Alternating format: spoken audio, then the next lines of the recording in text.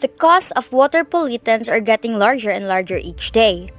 According to the article of Chengji Xiao M. et al. 2014, in the Philippines, some rivers are contaminated with heavy metals like lead, particularly the Pasig River in Manila. Fishes in Pasig River remains unsafe for human consumption because of lead contamination. One question comes to my mind. How can we solve this? A coconut tree is well known for its usefulness from its roots to its leaves. The use of coconut coir as an absorbent of lead was examined, and it was used to lessen the problem of contaminated water with heavy metals such as lead coming from the different industrial factories. This research study aimed to determine if coconut coir has a capacity to absorb lead. Specifically, it aimed to answer the following question: which among the treatments, treatment 1, treatment 2, and treatment 3 as a good absorbent of lead? Is there a significant difference among the treatments of coconut coir as a good absorbent for lead? The significance of this study is to create an absorbent of lead using coconut coir. Research design that was utilized in this experiment is an experimental design, which was the before and after design. The experiment was conducted at Zamboanga City Medical Center assisted by licensed chemists.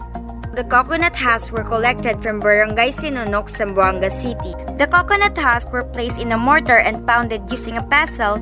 3 different amounts of coconut coir was measured for each treatment. Using a volumetric pipette, 50 ppm of lead was transferred to 1000 ml Erlenmeyer flasks.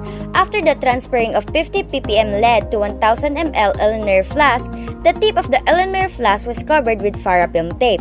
The lead and the ionized water were mixed by swirling it for about 1 minute.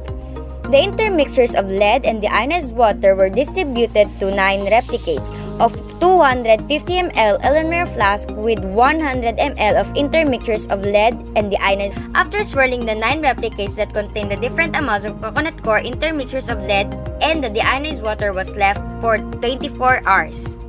After 24 hours, the intermixtures of lead and deionized water with different amounts of coconut coir were placed in another 9 replicates of 125 ml Erlenmeyer flask with paper filter each, and waited until all the intermixtures of lead and deionized water was already filtered. The filtered intermixtures of lead and deionized water was tested using a machine atomic absorption spectrometer (AAS). Proper waste disposal. The coconut husks were thrown in the biodegradable garbage can, and the used lead was placed in any amber bottle, and it was only contained in the laboratory of water analysis of Zamboanga City Medical Center. Of variance or ANOVA and post hoc test 2K was used as statistical tools for the study. As it shows in Table 1, between the 3 different treatments, Treatment 3 obtained the highest mean of 40.65 ppm of adsorbed lead, followed by Treatment 2 with a mean of 29.233 ppm, and lastly, the Treatment 1 which has the lowest mean of 14 ppm.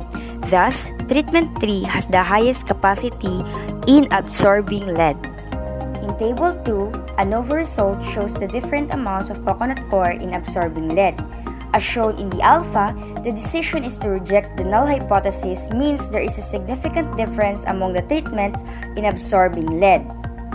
In the post hoc test 2K, the decision is to reject the null hypothesis, means that there is a significant difference among all the treatments in absorbing lead (PB). Hence, Treatment 3 as an absorbent of lead is the most significant treatment. To the statistic, this study concluded that Treatment 3 obtained the most promising mean among 3 treatments. In view of this conclusion, the researchers recommended to look for another plant that can be added to coconut coir that will make the study much better, and research for another uses of coconut coir. May this study be an aspiration that helps you expand your knowledge in the talks of water pollution, and may this serve as an inspiration for the younger generation to take care of our environment. Stop pollution! Thank you and goodbye!